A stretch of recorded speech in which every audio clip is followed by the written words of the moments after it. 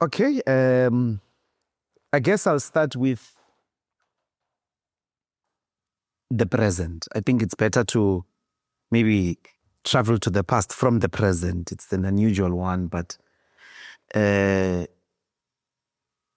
you look at the international situation, unfortunately, we are speaking during the week of the World Economic Forum, whose preoccupation is this question of the changing global order. And everybody says the era of rule-based global order is over.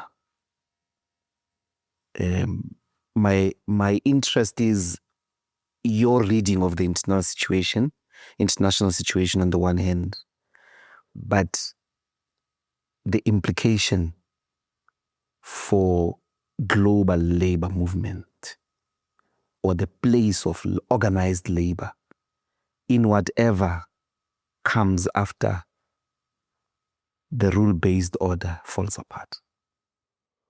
Well, I'm so worried that about what is happening today that I initiated a discussion amongst the SAFTU national office bearers, who later convened a special national executive committee of the Federation. Accidentally took place on Friday, the 16th of January. And we were reading and extremely concerned about the events of the 3rd of November, when everybody was still up and dancing in the beach. Donald Trump did the unthinkable, but not the unprecedented. When he sent his secret police to go and abduct a head of state of another sovereign country in the form of Venezuela. And it was not Trump waking up in a spare of a moment.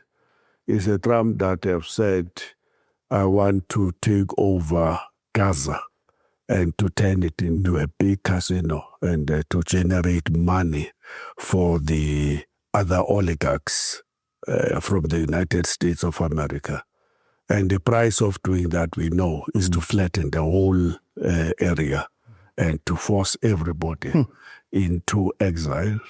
And basically to create conditions where you will be able to send gators, tractors, flatten the place and restart it as a business entity. Same man that would have said to Panama, I'm going to take over the Strip. And who would have said to the head of state of Canada, you are just like another provincial premier, and we're taking over Canada.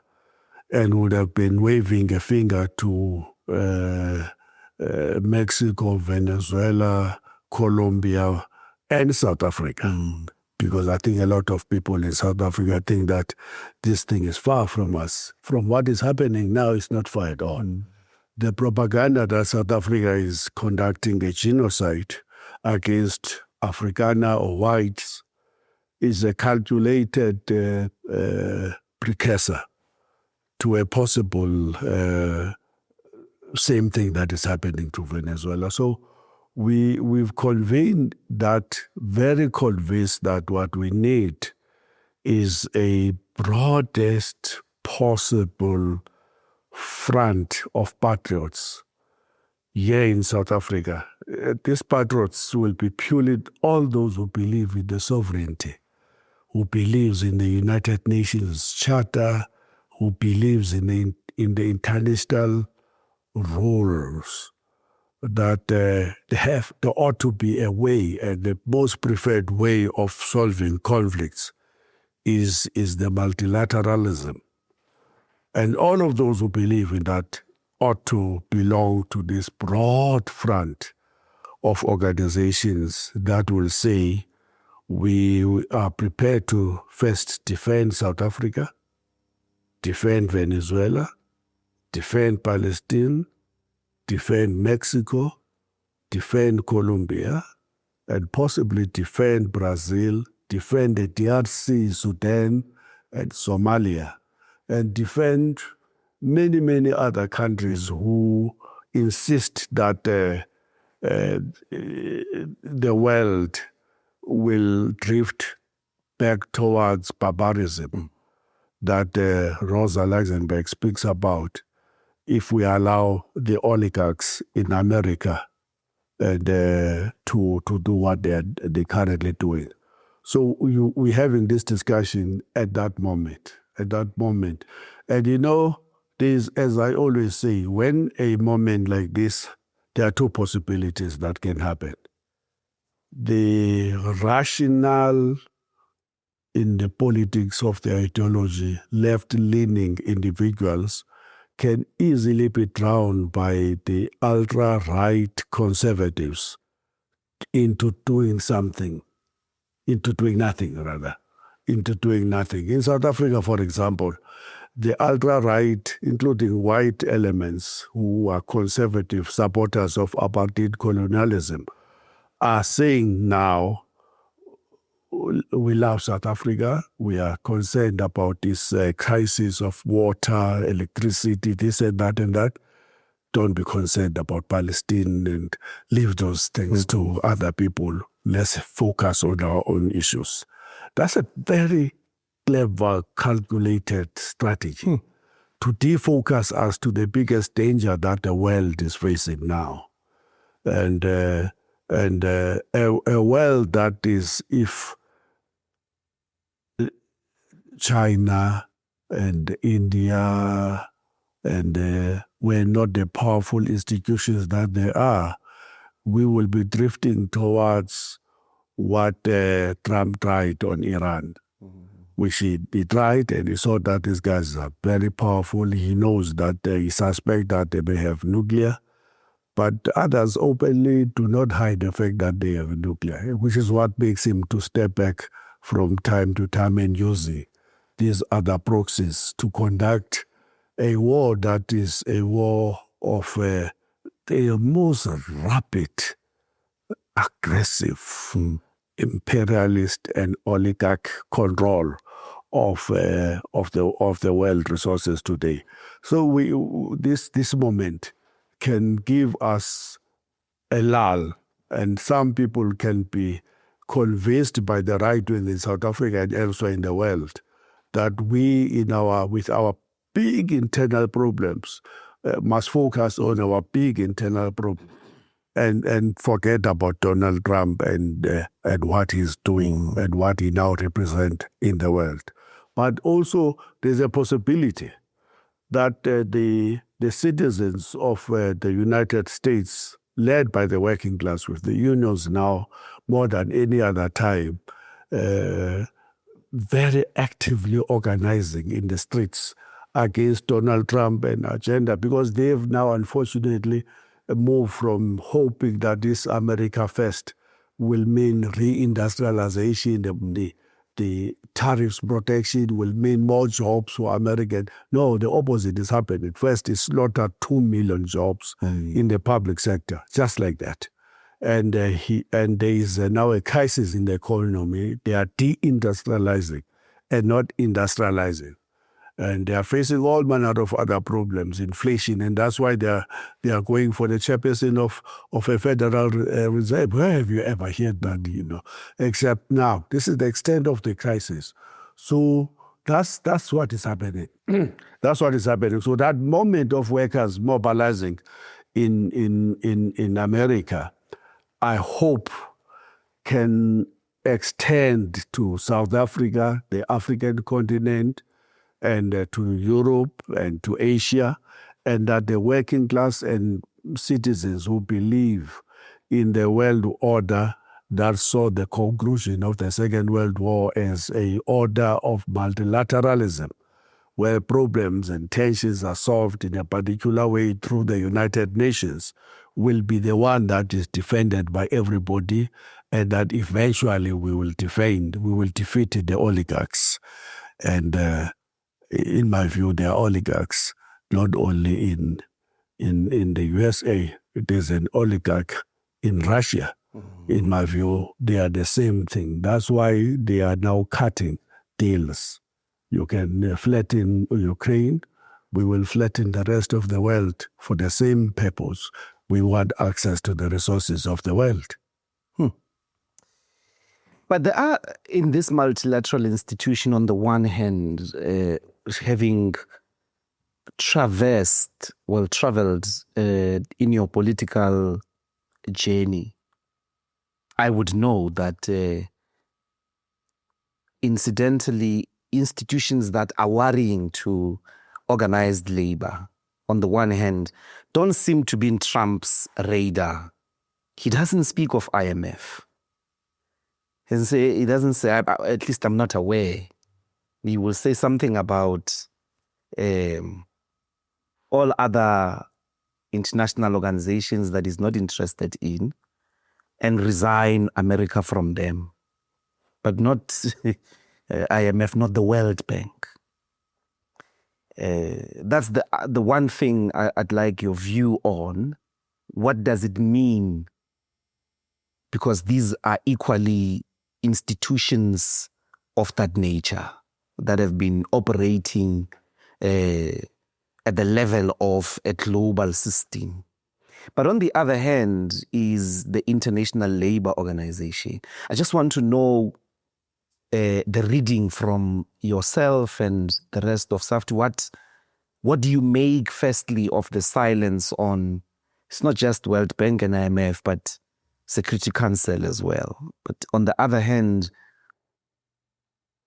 and also, I mean, his world tariffs war disorganized the WTO, so that we can forget. But in your determination, when you look at this entire, what will become the fate of the international labor? Will it still exist in this world that is falling apart? Or we are just going to be left with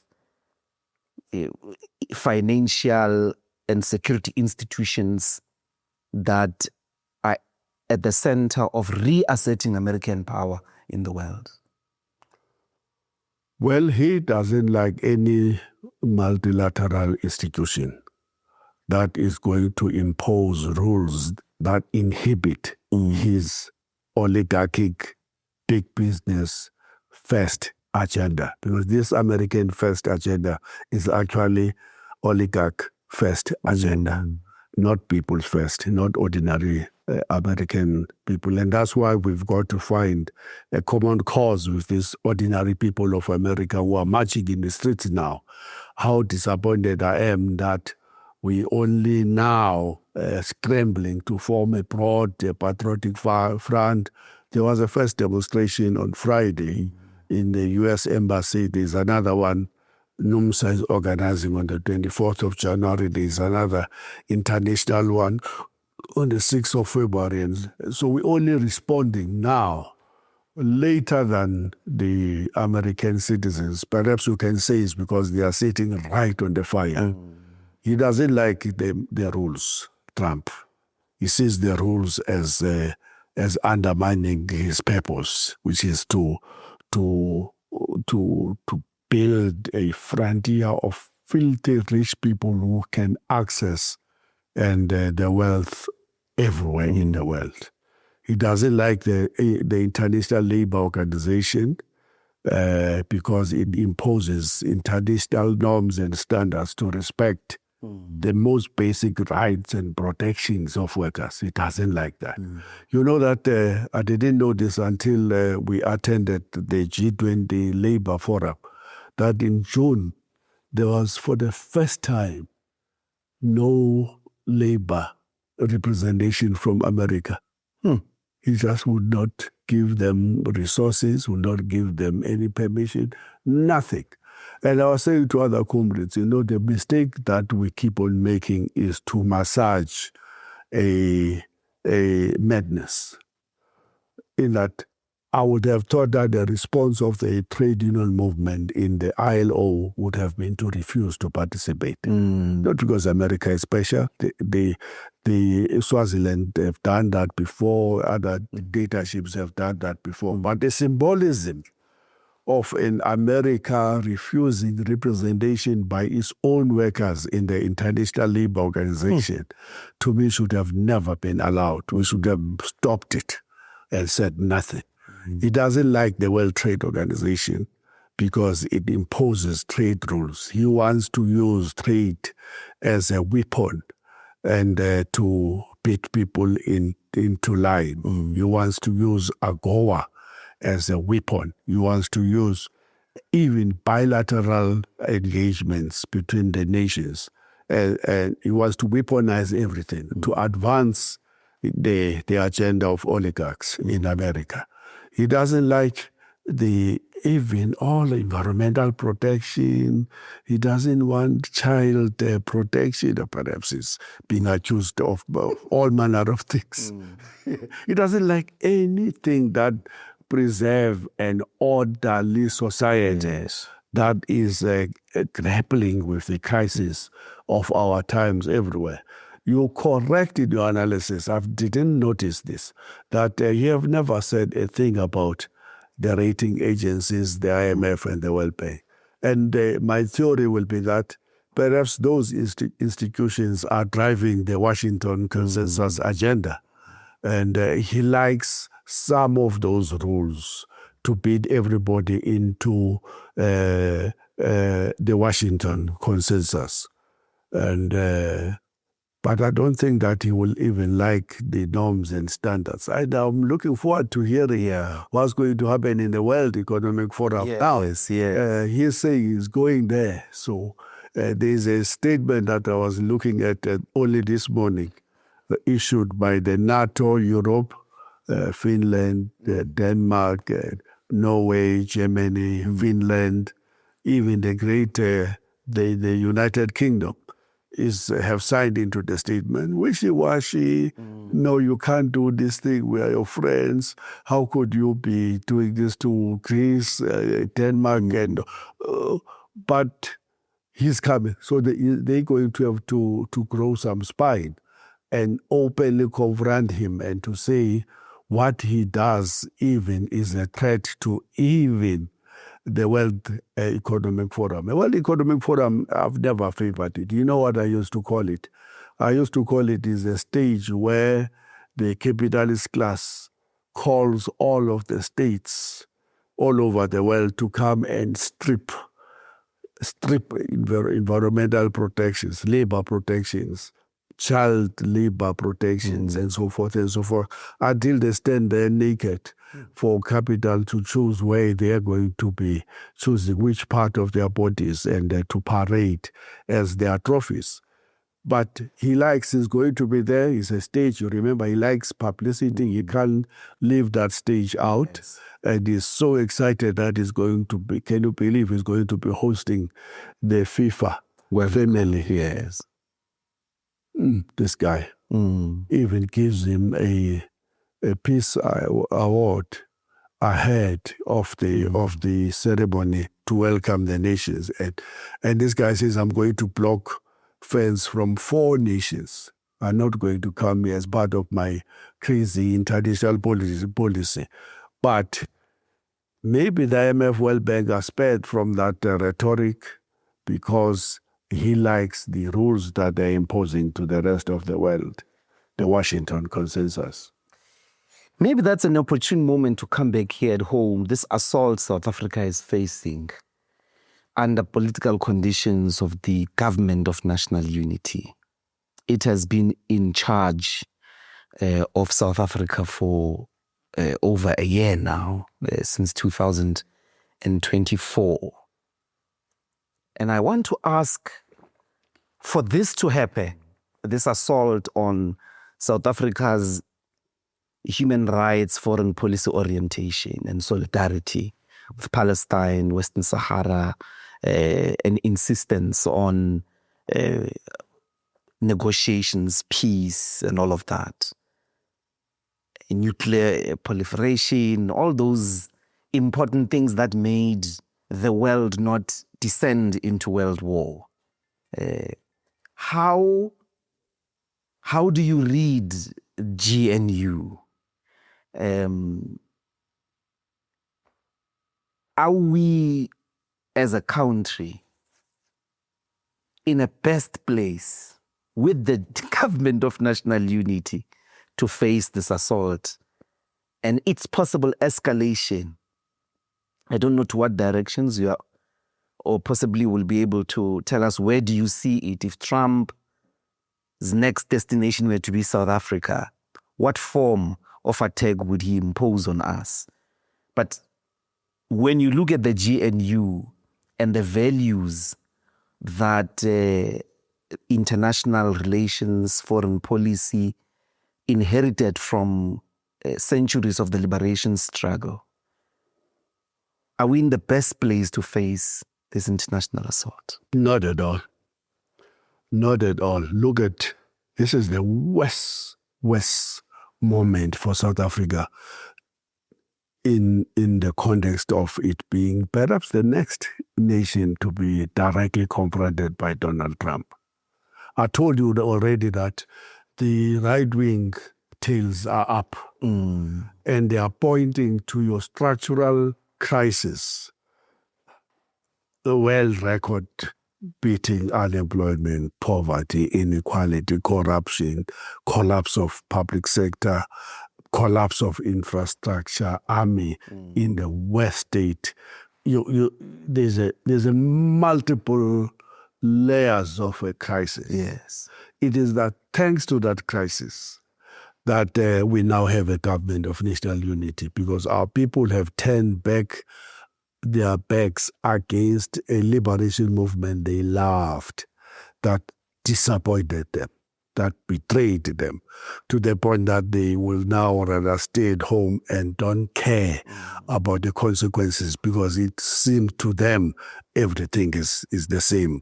We are, I don't want to use a rude language, but we are in a mess because of our leaders, so they don't care. They don't care. There's a crisis of representation already, and in the country, across the board, not just political, across the board. People are on their own, and we're risking a real episode of perhaps the Arab Spring taking a particular form that we saw glimpses of in July of 2021. Directionless chaos hijacked by any opportunist in town. So we are in a West moment. The GNU, you only have the ANC, you have the UDM, which is itself an offspring of the ANC, if I can use that. You have the Songezo organization, who lean towards a international order based on rules that are fair, that would not undermine the sovereignty of any nation. But you've got the biggest organization of the right wing. I mean, in the form of the Democratic Alliance. I normally call them the true safeguards of capital, which are now a very important component of the Democratic Alliance. You have the Freedom Front Plus. All of them, the response to the abduction of a leader of another country is to say, yeah, they did well to the dictator. South Africa must go to the International Court of Justice to complain about the human rights abuses of in Iran. But they will say nothing about supporting South Africa taking the Israeli butchers to the International Court of Justice. That one is fine. You've got that. These people openly now, arrogantly, cannot believe the state of our country. Connie Mulder issues a statement and it gets repeated in every media. ANC is not speaking on behalf of South Africans, meaning that we must be listened to. We are a big factor now. That's the state of the country. So imagine if Trump was to do what, out of this nonsense, out of this propaganda, which is deliberately driving South Africa is conducting a genocide. What do you do to a country that is conducting a genocide? You take it to, ordinarily, you take it to the ICJ, and the ICJ issues, as it has done to Benjamin Netanyahu, that this is a world criminal, he must be arrested anywhere. If you don't arrest, you wish that this person could be killed.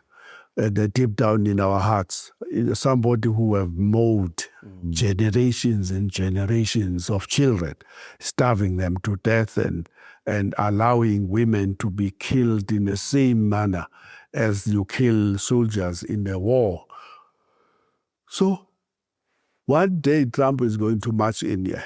And I don't think that is a far-fetched dream or a reality. It can happen.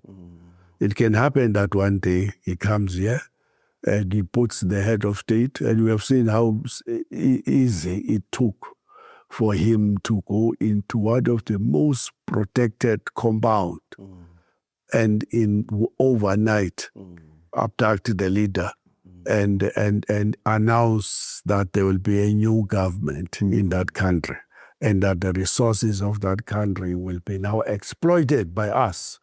He can do that to South Africa anytime. South Africa is discovering gas left, right, and center everywhere. There is a gas in its billions in Cabo Delgado, and in Mozambique, and there is minerals, bigger concentration than any other part of the world in a country that is still part of SADC, the DRC. He has real economic interest in South Africa, even though our minerals are depleting, but we're still the home of chrome, of platinum, and coal. Don't you think that he cannot do much here next after flattening Venezuela, Mexico, Cuba? He will come here. And now the importance of your question is that when he does that, the right wing will still say, Ramaphosa must go. We hate this man. Look at the chaos that South Africa is as a result of him. Let him go. I saw another study that frightened me that says 40% of South Africans will prefer a coup because that's how desperate they believe the situation is.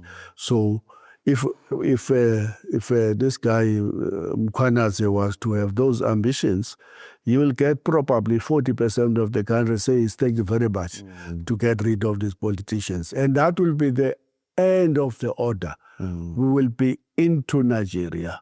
Because in Nigeria there was a democratic state before the army took over, and over decades they created the havoc that we all see in Nigeria today. So this is the biggest risk and the biggest threat. And that's why I hope that all of these organizations who are opposed to disorderly manner in which Trump wants to run the affairs of the world can unite and create this broad front of organization. In that front, and a lot of people are mistaking this. They think that the front is the same as the left front. It's not the left front. It's a patriotic front. The patriotic front is about defending your sovereignty as a common area of unity. And we need that more than any other time now. With the Democratic Alliance in the Government of National Unity, together with the Freedom Front, and with the guys agitating the world that they are under genocide, deliberately misinforming and lying. Wow. Wake up, South Africa, before it is too late. We will be angry against Ramaphosa, which we must be angry. We must be angry against the ANC. But hold on. When they come under attack from an external force that have absolutely no interest in protecting and maintaining our democracy and or even advancing our interests as workers and the poor marginalized youth, then we have to wake up and smell the coffee. There was a time when you wouldn't worry like this about the presence of what you characterize as deliberate open substitutes of capital or right-wing forces. That time was a time you were the General Secretary of COSAT, fastest growing federation in the world, and certainly one of the, by penetration in terms of its place in society. It had a very, very hegemonic, strong voice about the direction of the country, the leadership of the country, and so on and so forth. There was a time when you quite couldn't need as much desperately as we would now this patriotic front, because the hegemony of the tripartite alliance, I remember you used to say, you will feel the might of the workers if you do not, in one instance, accede to certain demands such as increase in salaries and so on and so forth, or stop certain retrenchments. I want to risk asking the question in order to arrive at a much more difficult destination domestically now. What do you think went wrong? How did that hegemony of the tripartite alliance come to represent 40% of the electorate, in your view? And you should add, what will happen if imperialist forces were to invade South Africa? I'll give you worse. I am of the view, under the current organizational capacities of all organizations. I'll tell you I think very soon, sooner or later, Trump's chest-beating exercise about the United States Delta Force being the best in the world, only the US military could do what it did in Venezuela. I think it's going to come to an embarrassing stop when evidence is going to come out that there was actually infiltration into the security of Maduro, which basically handed him over. Because I can't believe this Delta Force that got defeated in Somalia could do that in that fortified, well-trained, Cuban-supported, protective system around Maduro. I think we're going to discover, and this is not far-fetched because not so long ago, the president of Cuba before Maduro had been arrested by the army himself. Hugo Chavez once was removed. It took the people to go to the streets to suddenly think that Venezuela's internal security forces put up this big fight. But I'm saying this, that if that is possible, here there are open collaborators and they are right inside cabinet. You characterize them as the right wing. If Trump were to do anything here at home, he's finding Mandela's ANC at 40% on the one hand, the left in disarray, SACP is abandoning this Mandela ANC, but on the other, a very well-organized right wing that will welcome him with open hands and work with him. This is not speculation. These people have traveled to the US on many occasions to request a form of, or to agitate for a form of intervention of one form or the other. My question, as you rightly put it, is that is the situation. But what happened? Why? How did we get to such embarrassing levels of weakness as a progressive force that commanded the type of hegemony you were commanding when you were the GS of COSAT? Let me just, before answering that, make this remark. Outside the big Cape Town pro-Palestine, defend Palestine demonstrations attracting 50, 60, 70,000 people. Maybe sometimes 100. I recall one year during, Only in the Intifada. and maybe Durban sometimes. But in Johannesburg, 1, 2, 3, 4,000 only.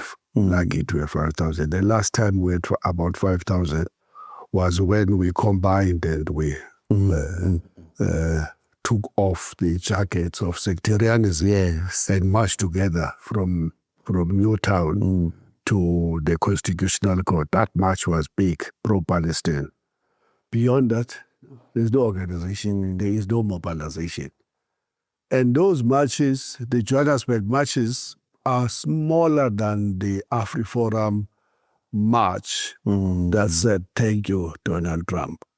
Is that not frightening?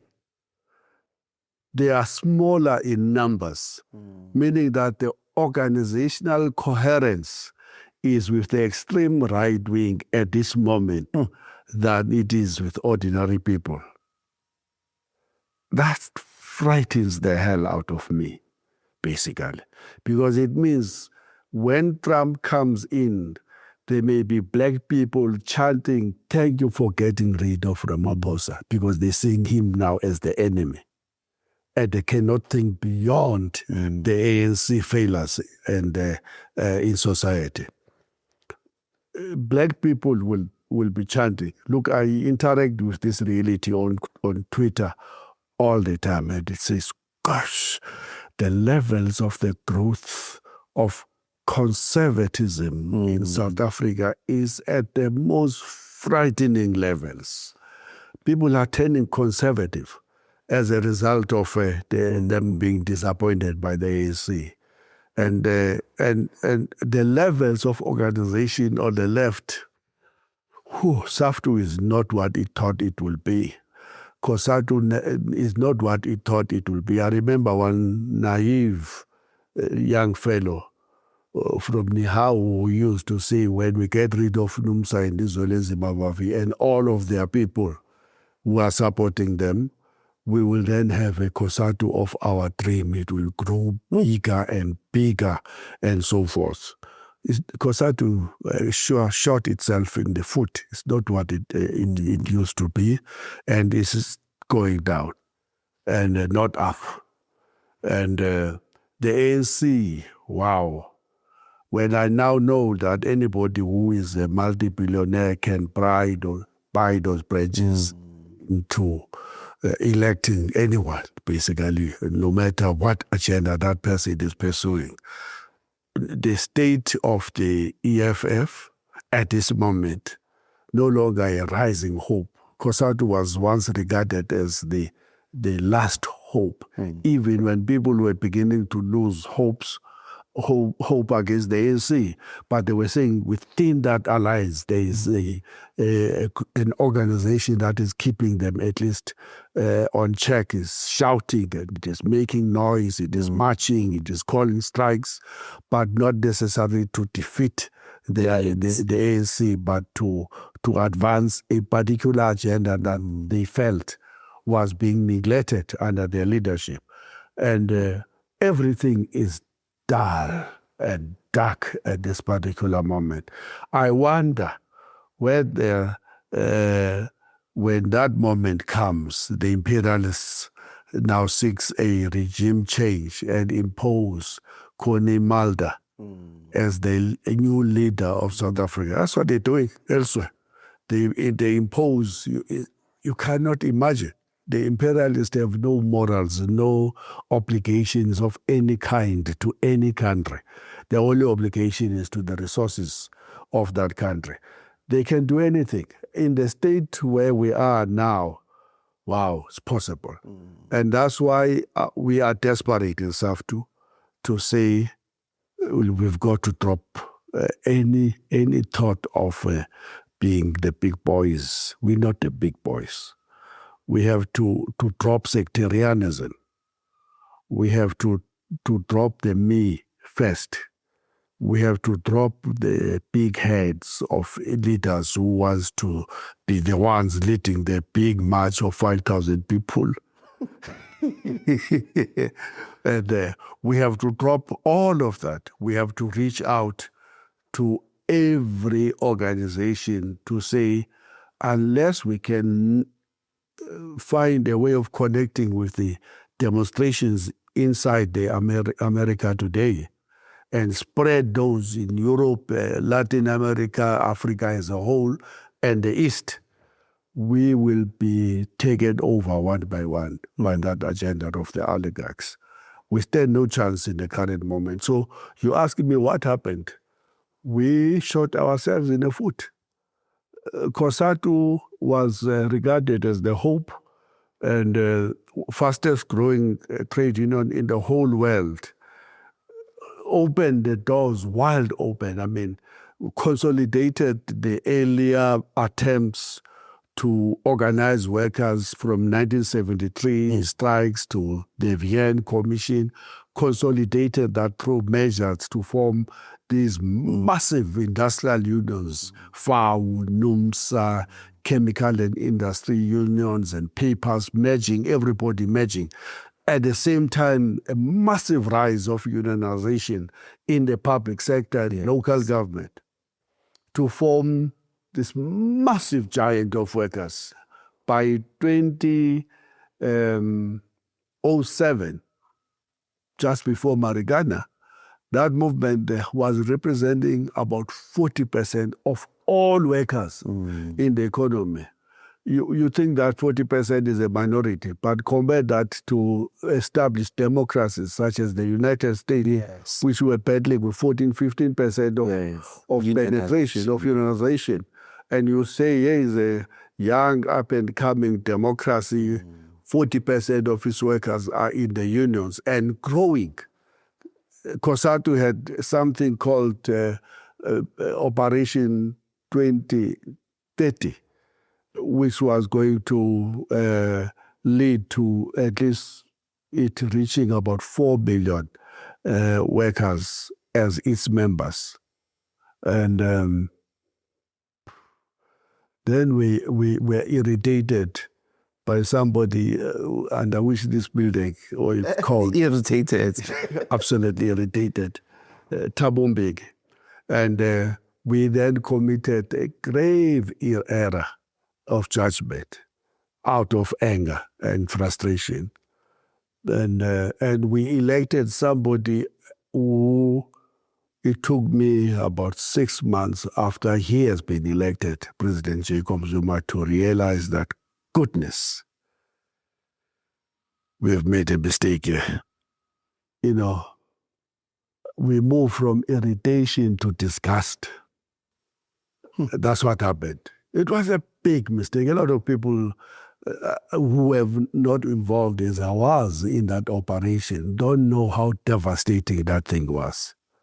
It was absolutely the worst betrayal. We normally say the ANC is betraying us. They've abandoned the Freedom Charter.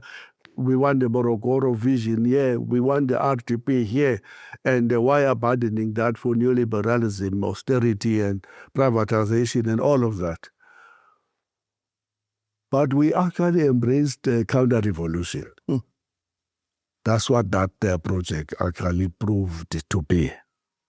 If you look at what then happened to South Africa post-2007, 2007, that inspired workers. Anybody who can say that Jacob Zuma moment was not about the masses is lying. He was extremely popular with the working people, exceedingly popular. And the hopes ran up again, you know.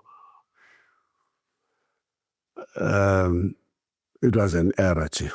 And that's why I kept, and every time I get an opportunity, I apologize for believing in his conspiracy theory that everybody he disagrees with would have been a baby, an agent of the regime.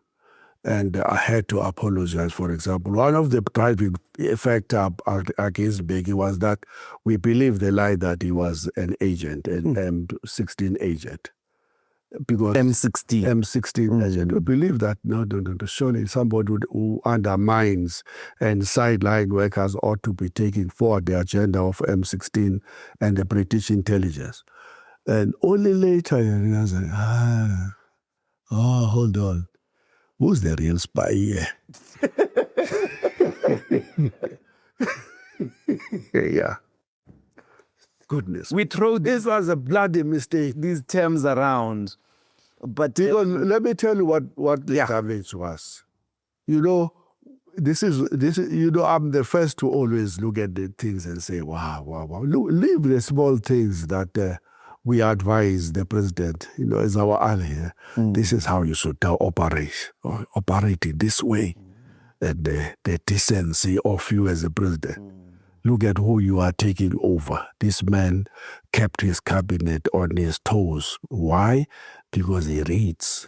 He doesn't go to cabinet blank. And small things like that.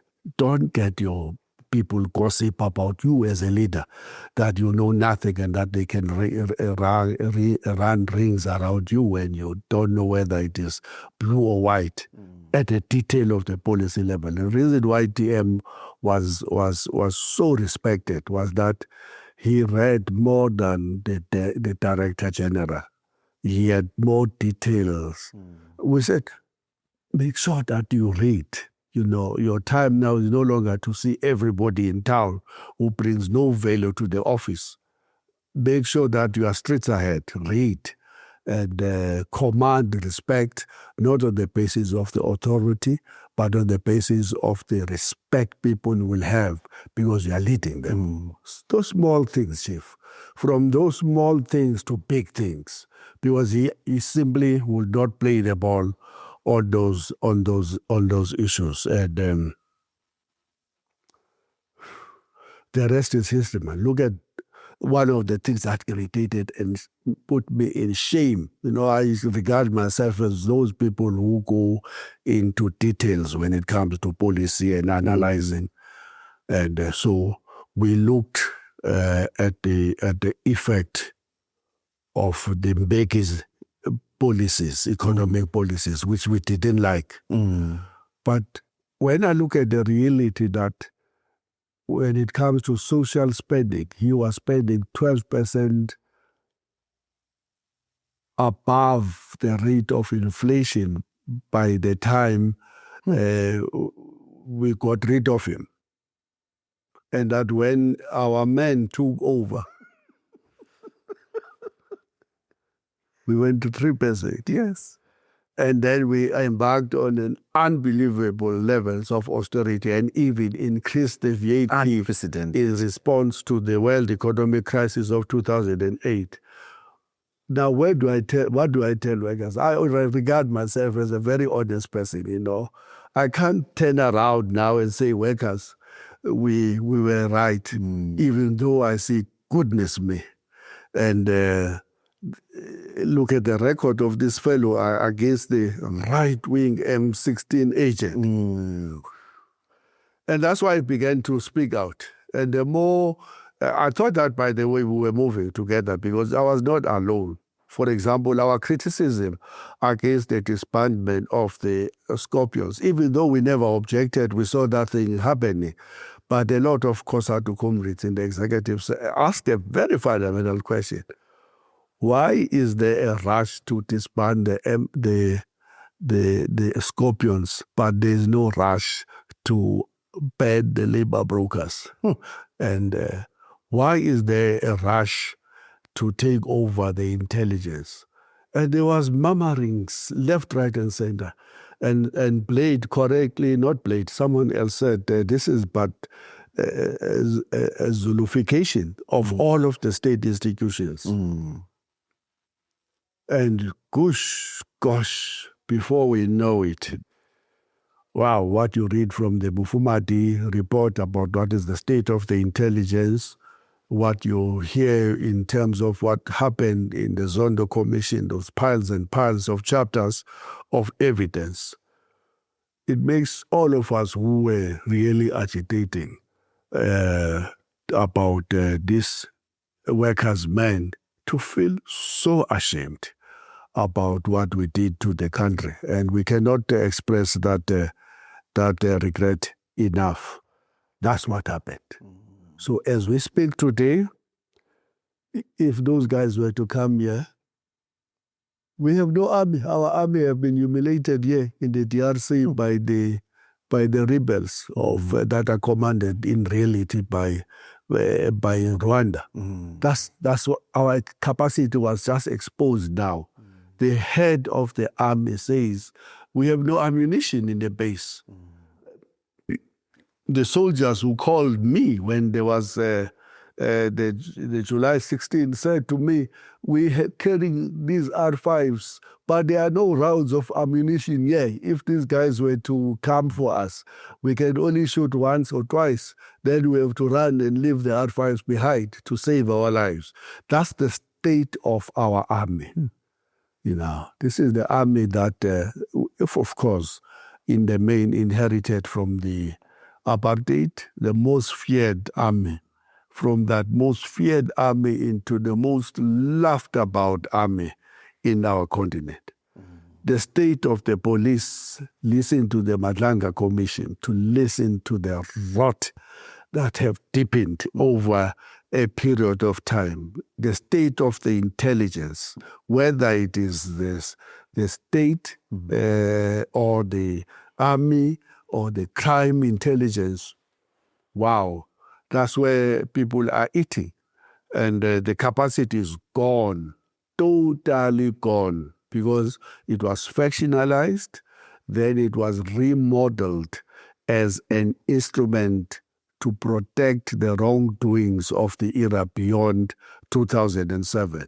Look at even if we were to arrest big numbers of people, you know, all of our prisons are 115, 130% more people than Overcrowded. Overcrowded. Westville to everywhere in between Westville and Cape Town. Nothing is functional at this particular moment. And the most regrettable part is that the President Ramaphosa have made some of those things even worse.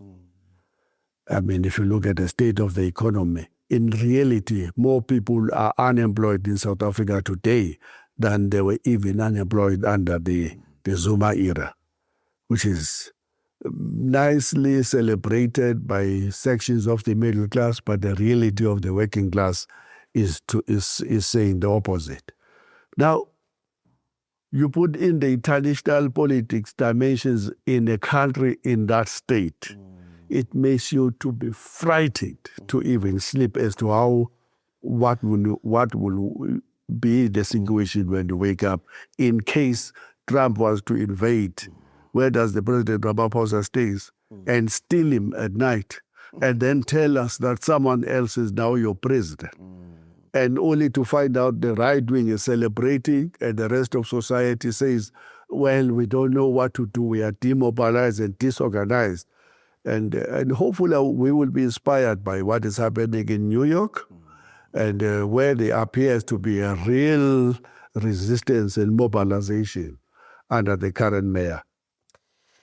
I asked this question some serious consideration of, is something of that nature? I mean, when one says, this is how it went wrong, these are the wrong things that happened to us, do you think there is a possibility of a reconstitution of the hegemony of national democratic forces, the mass democratic movement, the tripartite alliance, that hegemony that pushed the developmental agenda from Madiba up to Ramaphosa with the state that it is in? The reason I ask that question is everybody makes calls now about conference of the left, dialogues, colloquiums. Some of your colleagues in SAFTU have made this call to say, let's get everybody back on the table. That table being the table of the left. South Africa has gone through many of these before. I was looking at 1909, towards the formation of the ANC, 1936, 35, 36, when the ANC had almost died under Pixley Sakagasene, the All Africa Convention, in which characters like Jabavu, Uma, re-emerged into the national stage. A couple of many moments where people said, okay, hold on, let's get in one room. Is this a possibility? Firstly, let's start with the trade union movement. Will you be able to enter in the same room with COSATU and say, let us reconstitute something to recover the hegemony of the workers that once was? Is that also something perhaps that could be seen with the political forces now? Yeah. Where the ANC gets in a room, I don't know, with the progressive forces it has left outside, or so-called progressive forces it has left outside the GNU. Are these possibilities in your calculation that can happen to resist precisely this imperialist assault and many other problems, unemployment, inequalities? Can the left or progressive liberation linked forces ever reconstitute? Let me tell you what is happening in the trade union movement. We have something called the annual labor schools every year. After we rejoined NEDLEC, or when we joined NEDLEC as SAFTU as a new entity, we got everybody, everybody to agree that there is a need for a unity amongst the trade unions. That is the four biggest trade unions, being COSATU, FETUSA, NALTU, SAFTU, in alphabetical order. We adopted a far-reaching declaration, in my view. We will fight privatization, job losses, austerity. We will defend worker rights and reject any kind of regulations, labor law amendments that will undermine the rights of workers. But more importantly, will coordinate across the federation. Union to union will encourage. In order to do so, we will establish the general secretariat of these confederations as the secretariat to facilitate a movement towards establishment of a confederation, at least as a first step. Oh, I was excited. And then we said, we are targeting the budget together. We will be demonstrating in Cape Town. That was the first. This is the 2025? No, last year, 2025. Only SAFTU and COSATU was there. We said we will have singular May days throughout the country as the four federation. No more celebrating May days in different corners. We couldn't. That was where the problem started. The second. Which May Day? Last year, May Day. Last year, May Day should have been a May Day of all unions. We said the Youth Month, we would be highlighting the crisis of unemployment amongst young people. We are doing a celebration together, mobilizing young people towards Women Month, and we're supposed to have a general strike on the 7th of October, which is the International Day on Decent Work all over the world. We couldn't. Instead, we end the year with high levels of tensions because COSATU in my view, in the worst kind of, worst levels of desperation, instead of pursuing that program, goes to NUMSA and FAO, the unions that they fired or that left their federation in disgust in the form of FAO to say, please come back home and we want unity. But suddenly the unity is not what we have all agreed to in Pretoria in January of 2025, that this is going to be the program towards the confederation. And suddenly there are tensions, and SAFTU doesn't attend COSATU's 40th anniversary, and it announces that we won as long as you are trying to undermine and liquidate instead of building unity with us towards a singular movement of the workers. You see how dynamic these things can be. So if you can't even establish unity in purpose amongst the most exploited in society, who are going through the hell of austerity, privatization, job losses, An imperialist attack. and now imperialist attack. I hope that we will be dispatching letters in this week, writing to everybody to say we need a forum. We don't want to lead a forum. There's already a very broad anti-apartheid movement chapter of South Africa, which is combining unions and religious organization, pro-Palestine solidarity movements. Let's start somewhere. There's something. Let's work together. I hope that people are not going to say we are still angry that you issued a statement to say you won't work with us because you are trying to liquidate us, and so forth and so forth. So it's difficult. Things are difficult, but my plea will always be, forget all of the prejudices. Workers need each other at this moment, not only for the domestic politics, but the international rearrangement that we're speaking about demands maximum unity amongst workers.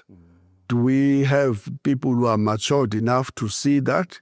I don't know. So that's one part. The second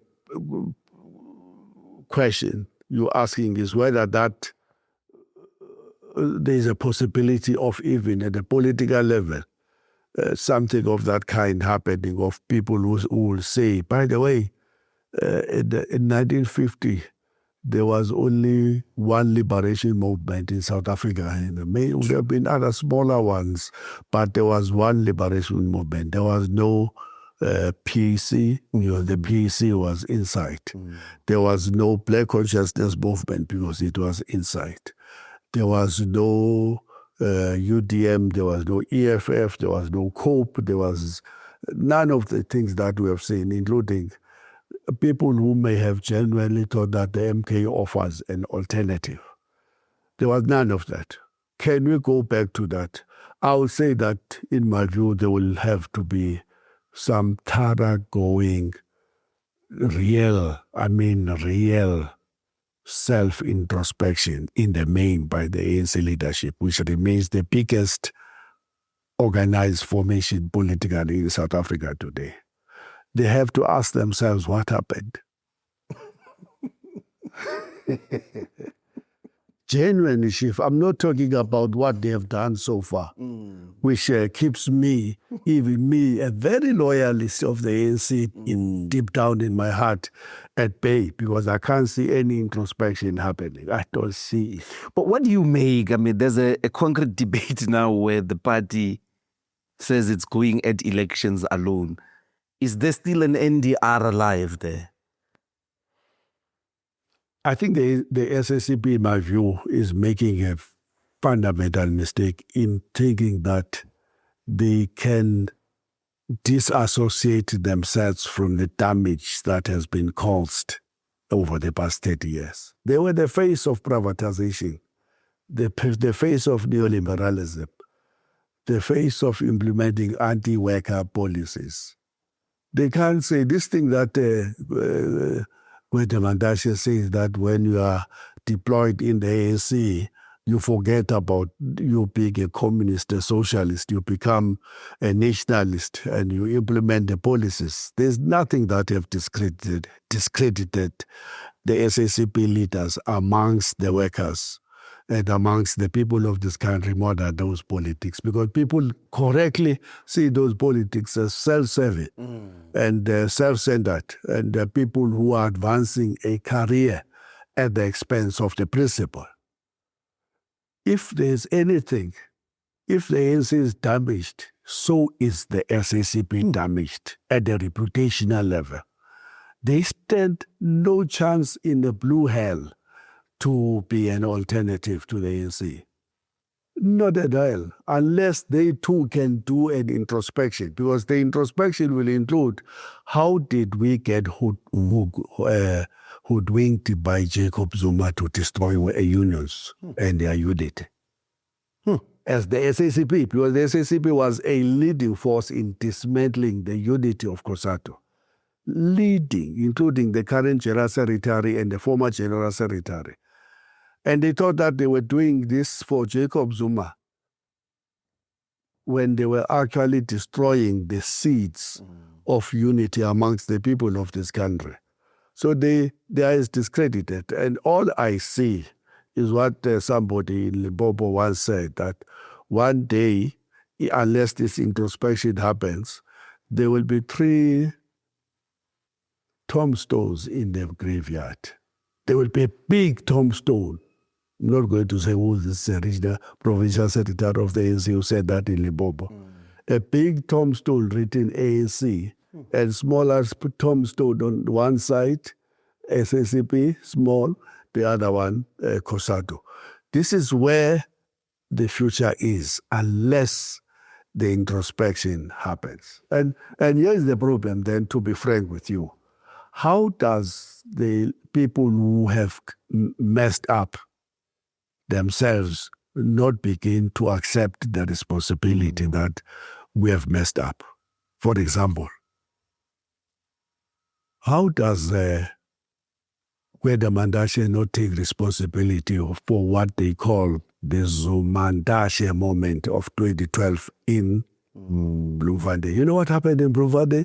That's when I left crying. I'm not exaggerating. When the former members of Ingata Freedom Front, Ingata Freedom Party, now new recruits, crazy big supporters of the ANC and Zuma, were taunting Kgalema Motlanthe and singing a song I've never heard. In fact, that was the last time I heard of that song, saying, "Go if you want to go," after he has been defeated in a democratic process. In any organization, there are moments where people contest one another, but you don't resort into warlordism and your language. And they came to him. I was sitting right behind him like this in the conference of the ANC. And after the meeting, I walked with him to his place. Totally isolated. I'm a lawyer.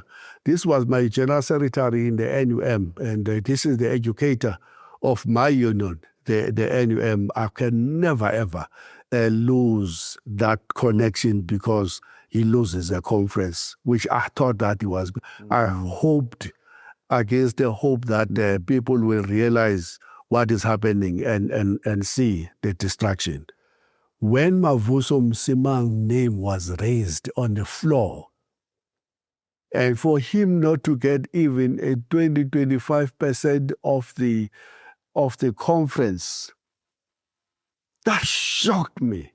And I asked, goodness me, do these conference delegates know who Mavuso Msimang is? And this is how all factions are operationalized. I remember I was with Slovo Majola, the General Secretary of NIHAO. We were now moving away from one another at that moment because I had now been openly criticizing Jacob Zuma by 2012, before I scored the own goal myself. And he says to me, this is how things work. We have had the caucus, we have agreed who is going to be supported on the floor and who will not be supported in the floor. You have to look the reaction of that comrade, Sihle Zikalala, was the provincial secretary of KZN at that time. If Sihle Zikalala raises his hand in your support, the whole of this conference will raise their hand. And unfortunately, when Mavuso Msima's name was being raised, Sihle was on a cell phone talking to someone. He didn't raise his hand. So is the conference will not raise their hand.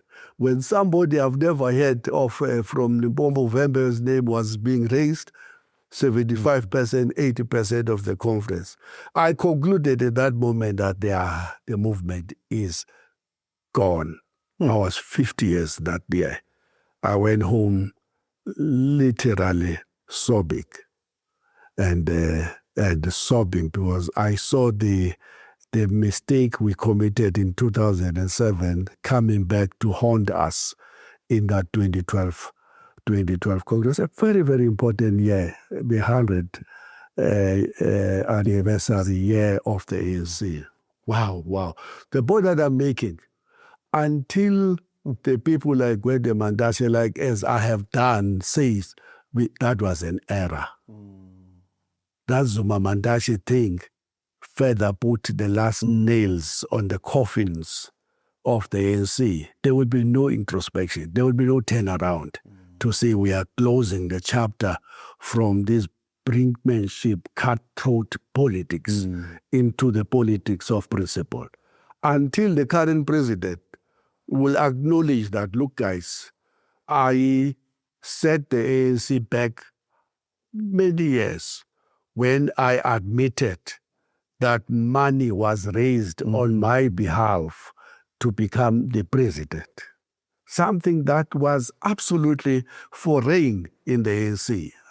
Never, even after 1991 unbannings, did we ever hear that people were carrying bags of money. For you to say so in defense of yourself narrowly, when you are actually admitting that conferences now are about money, and then you say there will be renewal, who believes that?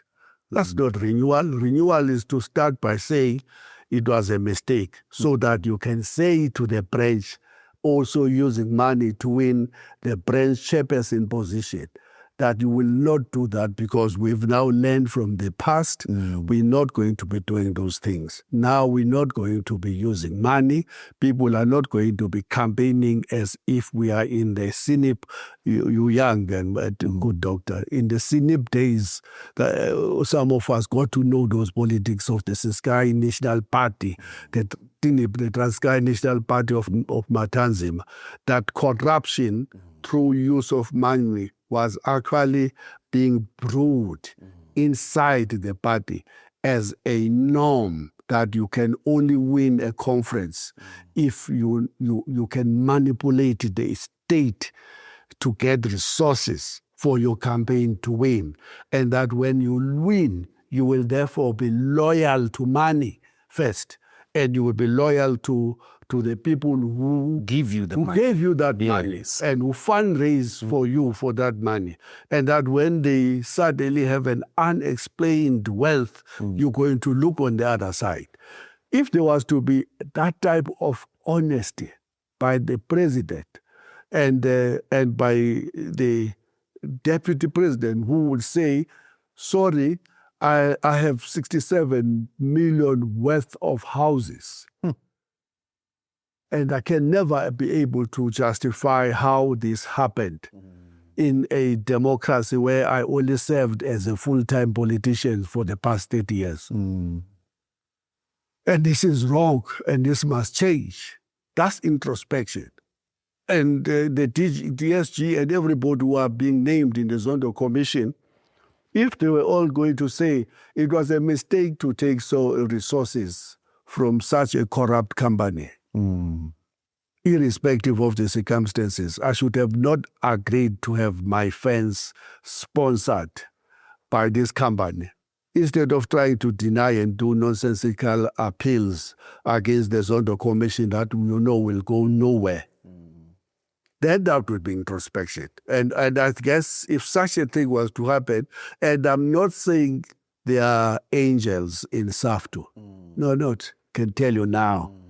There is no angels in the EFF, not in the PAC, AZAPO, anywhere. People are doing the opposite of what they are saying through their lips.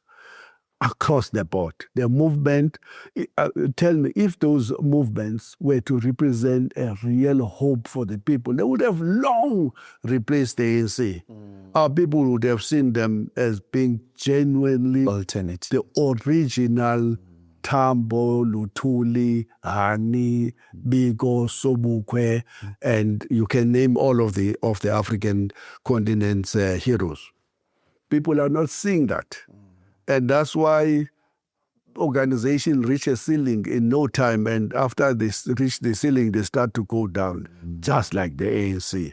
We do need a proper introspection, in my view, for that to happen. The renewal thing was supposed to be the introspection. It's not happening. This is not the renewal. This is just not a renewal.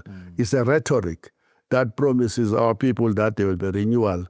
It's not. Even the national dialogue, in my view, is not going to be the point where there is a proper introspection, including by the government officials, to say we have made massive contributions to get South Africa where it is today, and we have to change.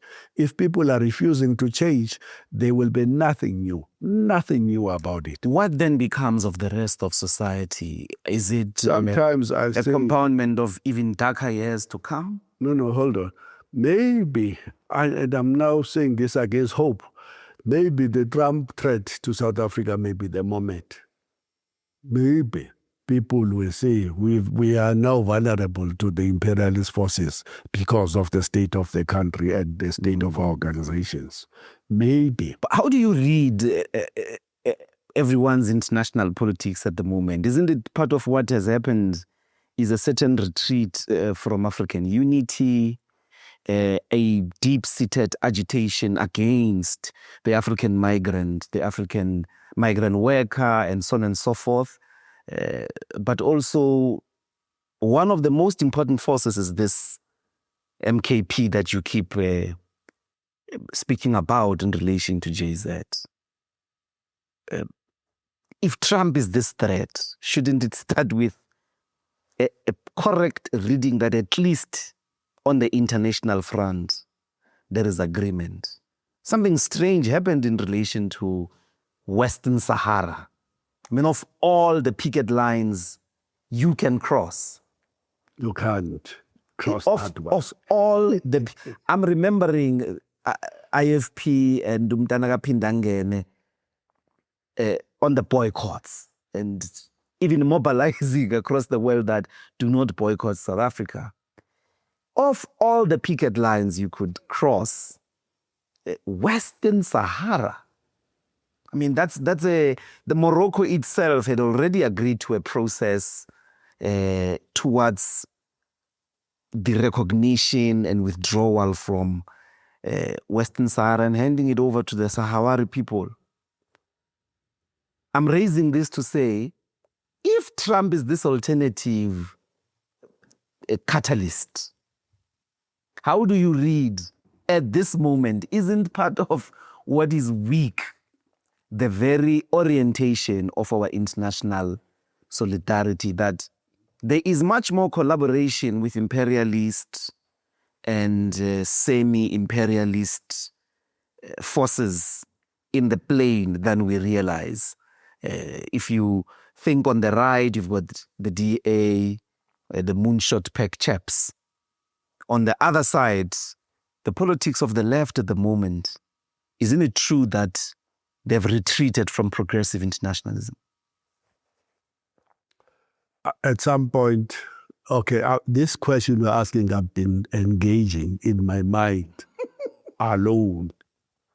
Because SAFTU has not said to say, what was that in Western Sahara, in Morocco? Okay, I'm coming. Or at least the different one. Haven't the workers said, why would the official opposition be training soldiers in Russia? I mean, they've disowned them at this stage, but the workers are not observing these. I've been thinking about our call in SAFTU that we must drop all prejudices and embrace this broad front of patriots in South Africa to say no to Trump and to say no to imperialism and to say no to oligarchy. And I was saying, okay, to what extent will you really drop all the prejudices?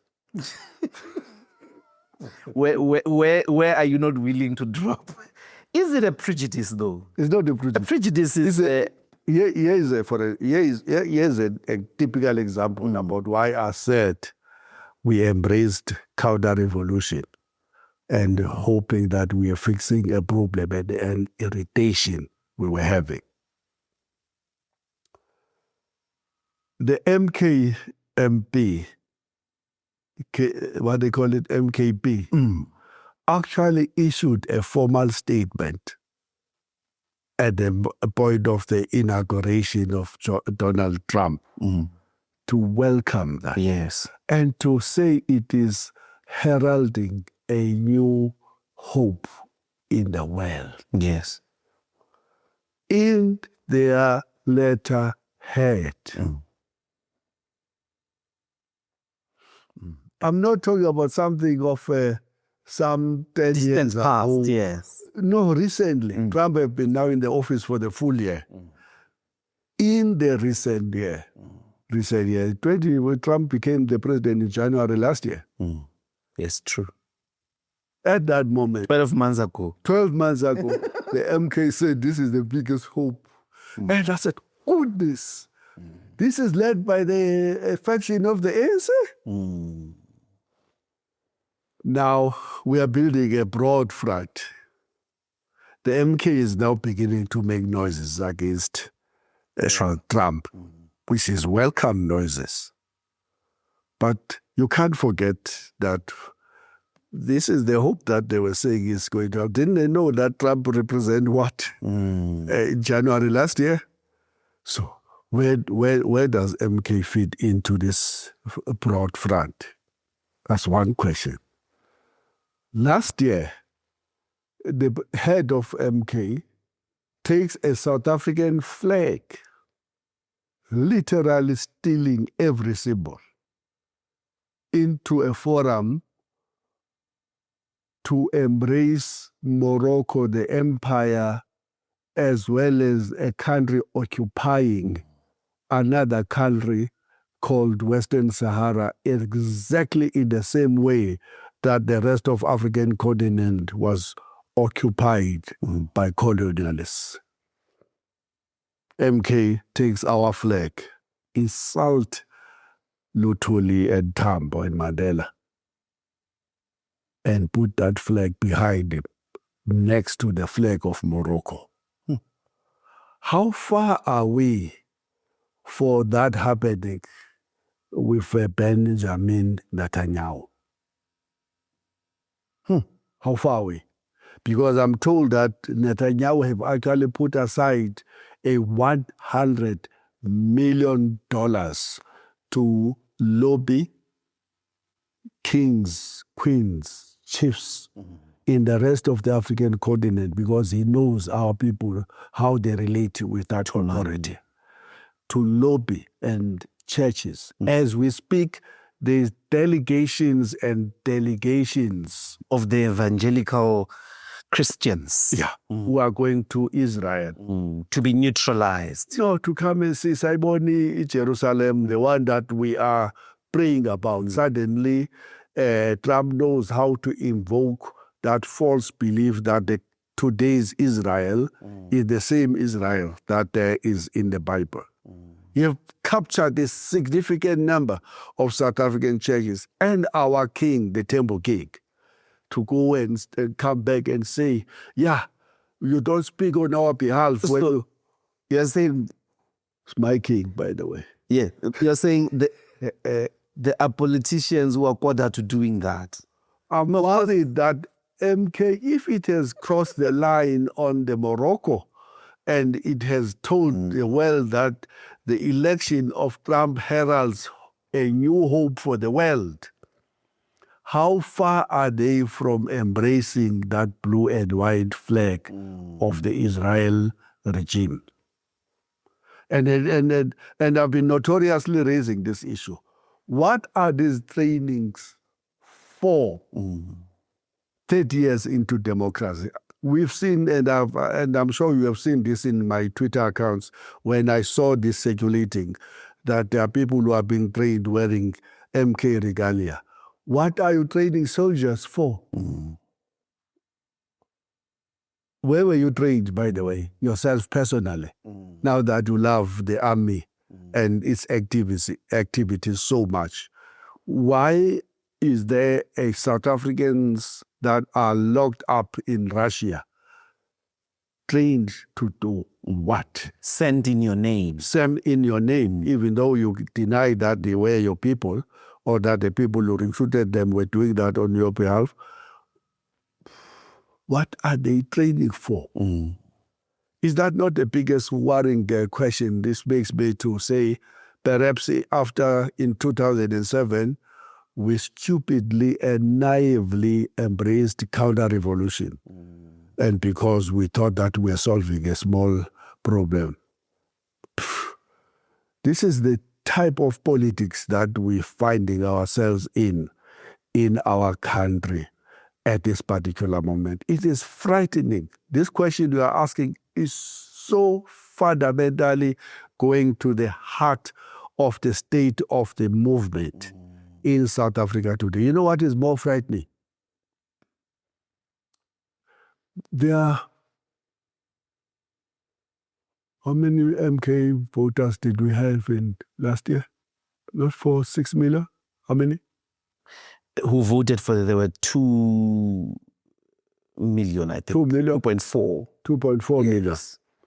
Those 2.4 million were like we were prepared to die. In 2000. To die for Jesus. Yeah, he said, we are prepared to die. They are now, despite everything that is happening and that has happened, there are 2.4 million South Africans who see absolutely nothing wrong.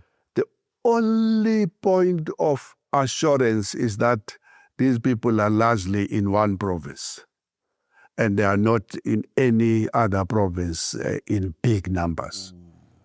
But that you clap hands for a clear counter-revolutionary project as that, and you don't see it because you are disappointed in the ANC and Ramaphosa and all of that, is to me the most frightening aspect. Because when I say to you, don't be surprised that when Trump marches here, there may be people who will say, thank you very much, we were tired of this vendor leading us. Because that's the type of politics that are being spoken in some quarters in this country, regrettably, despite the 100. How many years the ANC was? Well, I mean, maybe the final question is that this year might end with an entity of South Africa called the province of KwaZulu-Natal in the hands of precisely this frightening... Politically now, what does that mean for the immediate and long-term political desire for the reconstitution of Mabida Kotane, Tambo, Uma's gigantic, hegemonic alliance of workers, of the ANC, of civil society? What does that, for you, represent in the immediate future for the possibility of the reconstitution of this hegemonic liberation force? If that happens, and it may happen because now we have a 40-40 hung parliament coming in KZN, And if the MK takes over, that will be celebrated in every corner by the right wing. It will be celebrated here by Morocco, and who will then say, wow, finally we have an ally who have their hands in the real levers of state power. And with state power, you can do anything, even at the local, provincial level. Trump will celebrate the statement that was issued that he heralds hope. And even Benjamin Netanyahu, that butcher, that fellow who's committing genocide against the people of Palestine, will celebrate. After all, have you ever heard the former president Zuma ever speaking about Palestine and genocide happening in Gaza? They will celebrate because they will have at least a very important base. You know what is more worrying? The base, the 2.4 million, really hope is a real hope for a new ANC of the Freedom Charter. When they are actually embracing this unbelievable levels of conservatism and right-wing politics. But they don't see it. I normally call this double L. Loyalty and love can make you to do very stupid things. It will be absolutely regrettable. And the NFP, a product itself from the IFP, you can't rely on those people politically to analyze what is happening in the globe and what is happening in the country and what is the state of the society in the true sense of not even classmen, just basic things about what's the position of black people in every respect. So that will be celebrated. I mean, that's what we're going to see. And so my dilemma again was championing this thing off the broad front. Should MK be part of a front of patriots to defend the sovereignty of South Africa when they won't defend the sovereignty of the people of Western Sahara? Wow. We are in trouble.